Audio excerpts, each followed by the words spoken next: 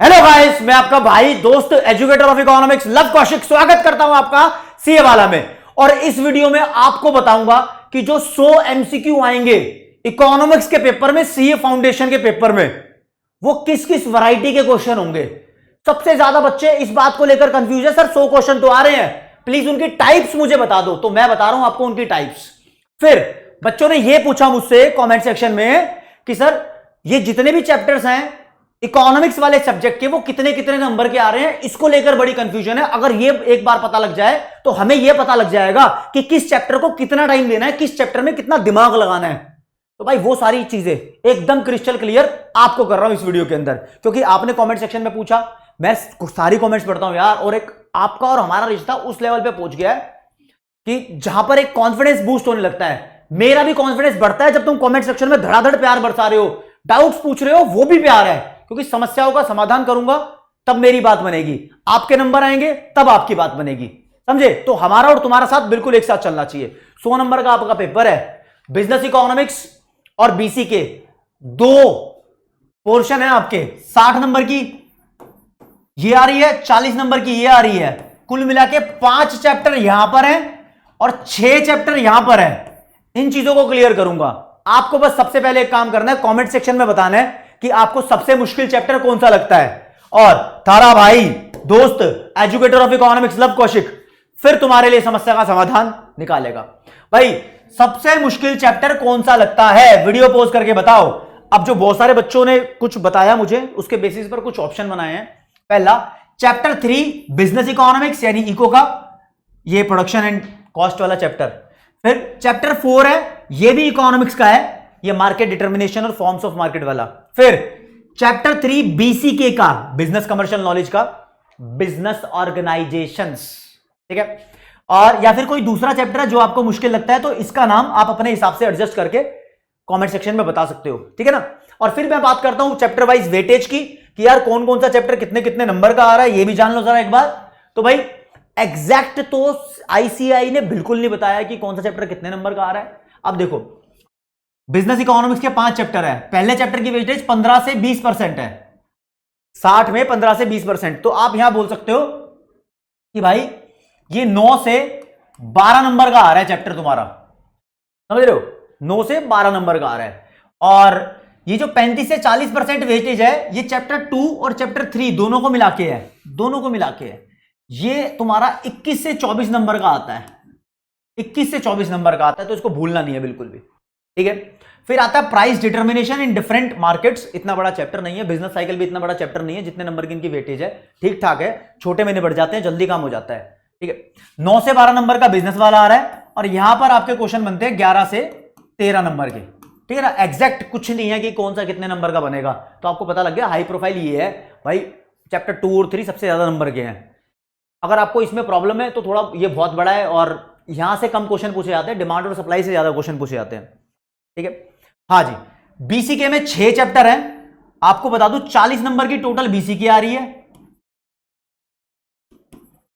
और हर एक चैप्टर में से लगभग 6 से 7 नंबर के क्वेश्चन पूछे जाएंगे।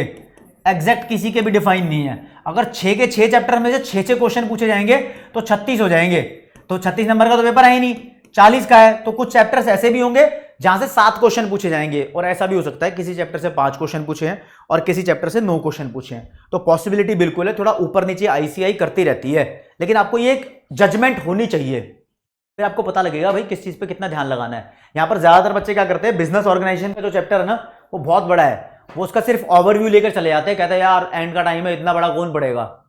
नहीं, जो बच्चा पूरे नंबर की तैयारी कर रहा है वो कुछ छोड़ कर नहीं जाएगा। हाँ, जो बीच मझधार में फंसा हुआ है उसके लिए एंड टाइम स्ट्रेटेजी ये है कि हाँ, आपको जो मुश्किल और बड़ी चीजें लग रही हैं उसको अभी साइड में रखो, जब तक कि आप उन चीजों को कवर नहीं कर लेते जो छोटी भी हैं और आसान भी हैं, वहां से शुरुआत करो, ठीक है ना। फिर चलो आपको बताना चाहूंगा कि टाइप्स ऑफ क्वेश्चन कौन से आएंगे। भाई देखो, थ्योरी पढ़ोगे तो थ्योरी के ऊपर बेस्ड क्वेश्चन पेपर में आएगा, कुछ फैक्ट्स पूछे जाएंगे, थ्योरी का मतलब कॉन्सेप्ट पूछे जाएंगे, कॉन्सेप्ट वाइज, ठीक है ना। और फैक्ट्स पूछे जाएंगे, फादर ऑफ इकोनॉमिक्स कौन है, वेबलन इफेक्ट जो था, तो वेबलन कौन सी कंट्री से थे, वो इकोनॉमिक्स कहां से बिलोंग करते थे, ठीक है। कॉन्सेप्चुअल क्वेश्चन और थ्योरी क्वेश्चन में मैं फर्क बताऊंगा। थ्योरी क्वेश्चन थोड़े इजी होते हैं, और कॉन्सेप्चुअल क्वेश्चन किसी particular concept like law of demand या लॉ ऑफ सप्लाई से रिलेटेड अटैच हो जाते हैं, ठीक है। मतलब कॉन्सेप्चुअल क्वेश्चन मैं खुद उन चीजों को बोलूंगा जो थोड़े यूनिक कॉन्सेप्ट से रिलेटेड है, जो बेसिक कॉन्सेप्ट से रिलेटेड है उनको मैं नॉर्मल थ्योरेटिकल क्वेश्चन बोल देता हूं, ठीक है जी। न्यूमेरिकल्स, प्रोडक्शन और कॉस्ट के न्यूमेरिकल्स ध्यान रखना। फिर कुछ चीजों की फुल फॉर्म आपसे पूछी जा सकती है, फुल फॉर्म भी पूछते हैं यहां पर।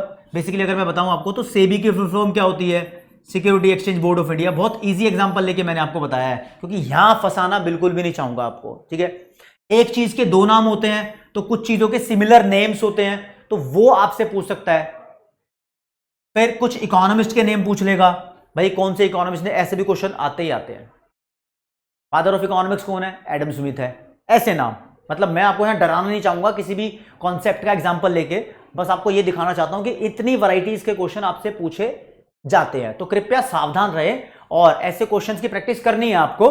आईसीआई का स्टडी मटेरियल पूरा गो थ्रू कर लो, उसके एमसीक्यू पूरे गो थ्रू कर लो, एमटीपी आरटीपी यहां पर कराए जा रहे हैं और एग्जाम लेवल के धाकड़ क्वेश्चन घोषित करे जा रहे हैं। आपको पता है जब आपका पेपर होगा उससे पहले आपको पूरे दिन खाली नहीं रहने देंगे, इतना सारा स्टॉक यूट्यूब पर प्रोवाइड कर देंगे कि आपकी तैयारी प्रॉपर तरीके से हो जाएगी। मैराथन सेशन आपके लिए किए जाएंगे, पुराने प्रीवियस ईयर क्वेश्चंस कराए जा रहे हैं, तो धाकड़ लेवल की तैयारी है। फिर भी आपका कोई डाउट है तो यार प्लीज कमेंट सेक्शन में बता दो। जब आप कमेंट सेक्शन में बताओगे तब हमें पता चलेगा, आपके सोचने से पता नहीं चलता, हमें पता चलता है आपके कमेंट सेक्शन में बताने से। और कुछ बच्चे व्हाट्सएप को लेकर तंग है यार, कहते हैं सर व्हाट्सएप से पीछा नहीं छूट रहा, सब बोल रहे हैं कि इंस्टाग्राम छोड़ दे छोड़ दिया, फेसबुक छोड़ दे छोड़ दिया, गेम खेलना छोड़ दे छोड़ दिया।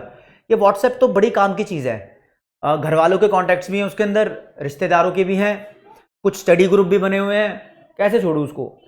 हाँ यार ये चीज़ तो बहुत समझने वाली है, और मतलब इसके ऊपर शायद किसी ने बताया भी नहीं कि सोल्यूशन क्या हो सकता है। सोल्यूशन ये है इसका कि आप अभी के टाइम पर जो आपके काम के स्टडी ग्रुप हैं या स्टडी वाली चीज़ें हैं उनको ही एक्टिव रखो, बाकी सबको म्यूट मार दो मतलब म्यूट कर दो फालतू की चीज़ों को। ऐसे लोग जिनका मैसेज पढ़ना स्टडी से ज़्यादा इंपॉर्टेंट नहीं है, उन बंदों को म्यूट कर दो, ताकि आप जब स्पेयर टाइम हो, जब खाली हो, जब रेस्ट कर रहे हो, रेस्ट नहीं, जब आपने 10-15 मिनट खेलने वेलने के निकाले हो तब उनकी इंफॉर्मेशन पढ़ सको, वरना अवॉइड करो ये चीज़ें। व्हाट्सएप मेरे को पता है बहुत सारा दिमाग और बहुत सारा टाइम खा रहा है बच्चों का, और इसको कोई बता नहीं पा रहा और ये लोग इग्नोर कर रहे हैं, लेकिन आपको एफिशिएंटली यूटिलाइज करना है हर एक चीज को। तो दोस्तों आज की क्लास में इतना ही। जय हिंद, जय भारत, नमस्कार, धन्यवाद।